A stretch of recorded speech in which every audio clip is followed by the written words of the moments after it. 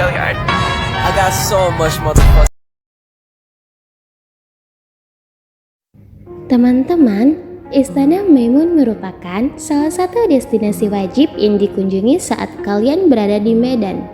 Istana Maimun terletak di Jalan Brigadir Jenderal Katamso, Medan, Sumatera Utara.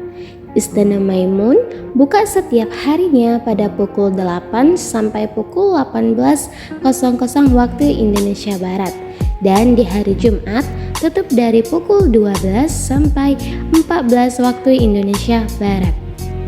Untuk teman-teman, jangan khawatir jika tidak membawa bekal saat berkunjung ke Istana Maimun, karena di daerah Istana Maimun banyak warung-warung yang menjual makanan dengan harga yang ekonomis pastinya.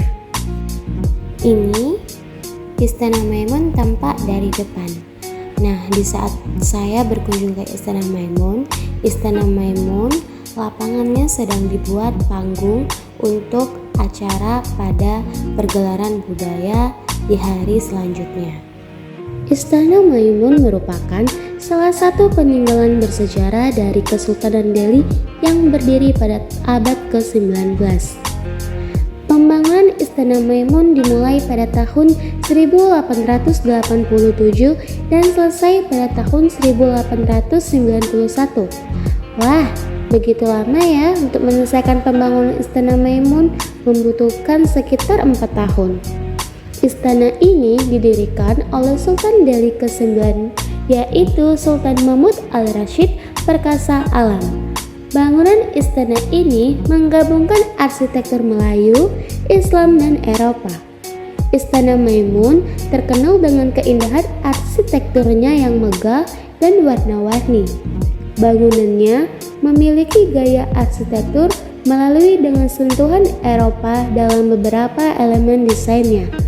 Bahan utama yang digunakan adalah kayu, dan pada bagian atapnya terdapat kubah-kubah yang khas. Di dalam istana terdapat berbagai ruangan yang menarik untuk dikunjungi. Salah satu ruangan yang paling terkenal adalah Balairung Serbaguna, yang merupakan ruangan utama istana dan digunakan untuk mengadakan acara-acara penting seperti upacara adat, pernikahan, dan pertemuan penting. Selain Balairung Serbaguna, ada juga beberapa ruangan lain yang menarik seperti ruangan tidur sultan, ruangan tamu, dan ruang keluarga. Setiap ruangan ini memiliki hiasan-hiasan mewah dan perabotan yang indah, mencerminkan kekayaan dan kejayaan Kesultanan Delhi pada masa lalu. Hingga saat ini, Istana Maimun masih berfungsi sebagai tempat tinggal bagi keturunan Sultan Delhi. Namun, sebagian dari bangunan ini juga dibuka untuk umum sebagai tujuan wisata. Pengunjung dapat menjelajahi ruang-ruangan yang terbuka untuk umum dan mengagumi keindahan arsitektur serta melihat berbagai koleksi bersejarah yang dipajang di dalam istana. Istana Maimun adalah warisan bersejarah yang sangat berarti bagi masyarakat Medan dan Indonesia secara keseluruhan.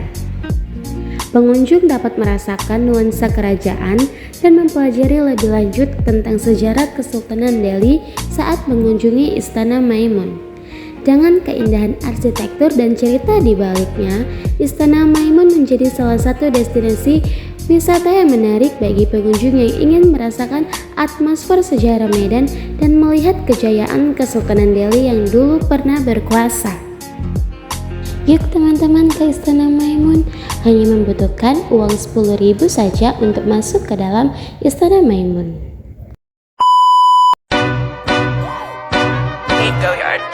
I got so much motherfucking design on right now. Masjid Raya Medan, juga dikenal sebagai Masjid Raya Al-Masyun, adalah salah satu masjid terbesar dan paling terkenal di kota Medan. Masjid ini terletak di Jalan Sisi Mangraja di pusat kota Medan dan menjadi salah satu ikon arsitektur dan keagamaan di kota Medan. Pembangunan Masjid Raya Medan Dimulai pada tahun 1906 atas inisiatif dari Sultan Delhi, yaitu Sultan Ma'mun al-Rashid Perkasa Alam. Proses pembangunan masjid ini berlangsung selama beberapa tahun dan akhirnya masjid ini selesai dan diresmikan pada tahun 1909. Jadi jika dihitung, pembangunan Masjid Raya Medan ini membutuhkan waktu sekitar 3 tahun. Masjid Raya Medan didesain oleh seorang arsitektur Belanda bernama Dingemans dengan pengaruh arsitektur Mughal dari India. Masjid Raya Medan memiliki arsitektur yang indah dan menarik, serta unik. Bangunannya terbuat dari batu bata merah dengan ornamen-ornamen yang indah, termasuk kubah besar yang mencolok dan menara tinggi yang menjadi ciri khasnya. Masjid ini memiliki 3 lantai, dengan ruang ibadah utama yang luas dan mampu menampung ribuan jamaah. Di dalam masjid terdapat juga ruang-ruang lain seperti perpustakaan, ruang pertemuan, dan kantor administrasi. Selama sejarahnya, Masjid Raya Medan telah mengalami beberapa renovasi dan perbaikan. Pada tahun 1950-an, masjid ini mengalami perluasan dan penambahan ruangan. Renovasi besar-besaran dilakukan pada tahun 1990-an untuk memperbaiki kondisi bangunan yang mulai rusak. Selama bertahun-tahun, masjid ini menjadi tempat ibadah utama bagi umat muslim di Medan dan juga menjadi tujuan wisata bagi para pengunjung yang ingin melihat keindahan arsitektur dan nilai sejarahnya.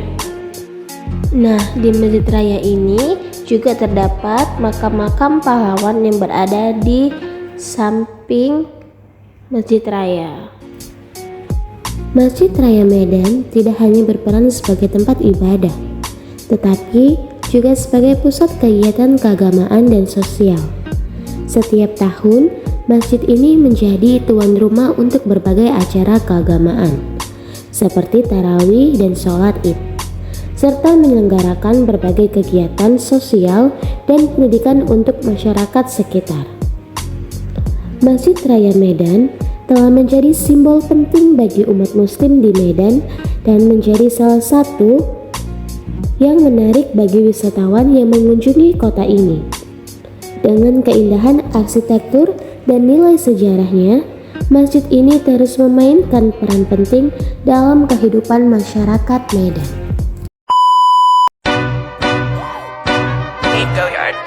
I got so much motherfucking design on right now. Museum Al-Quran di Sumatera Utara.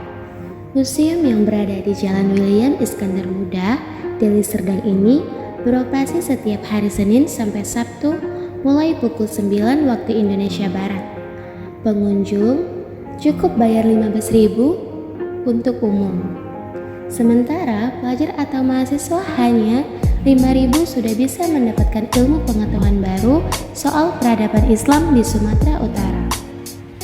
Gubernur Sumatera Utara, Edi Rahmayadi, meresmikan Museum Sejarah Al-Quran di Gedung Serbaguna, Jalan Pancing atau William Iskandar pada tanggal 22 bulan 9 tahun 2019.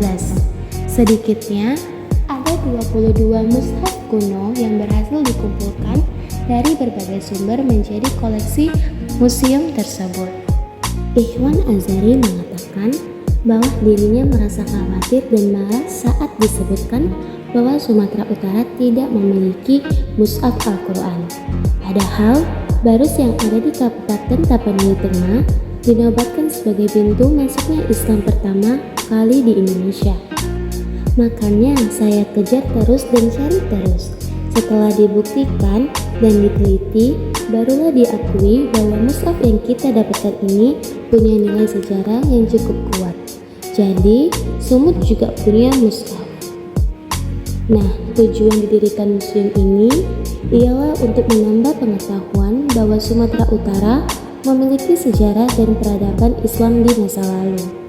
Seluruh koleksi mushaf Al-Quran di museum itu ditemukan di Sumatera Utara dan memiliki motif-motif unik yang mewakili setiap daerah dengan ikon tersendiri, seperti motif Melayu Pantai Timur, motif Jawa, motif Melayu Aceh, motif Simalungun, dan motif bunga matahari. Dari semua mushaf Al-Quran kuno yang ada di Museum Sejarah Al-Quran ini, salah satu mushaf tertua ditulis pada tahun 1070 Hijriah atau 1074 Hijriah. Terdapat juga kolofan berisi catatan penulis mushaf yang menjelaskan waktu serta kisah mengharukan ketika penulis menulis mushaf di waktu siang dan malam tanpa lelah, sehingga berhasil menulis mushaf secara utuh. Selain mushaf Al-Quran kuno yang berjumlah 26 mushaf, di museum ini juga dipajang lebih dari 20 buku fikih serta tanaman seperti bawang putih, bawang merah, dan labu yang disebutkan dalam Al-Quran.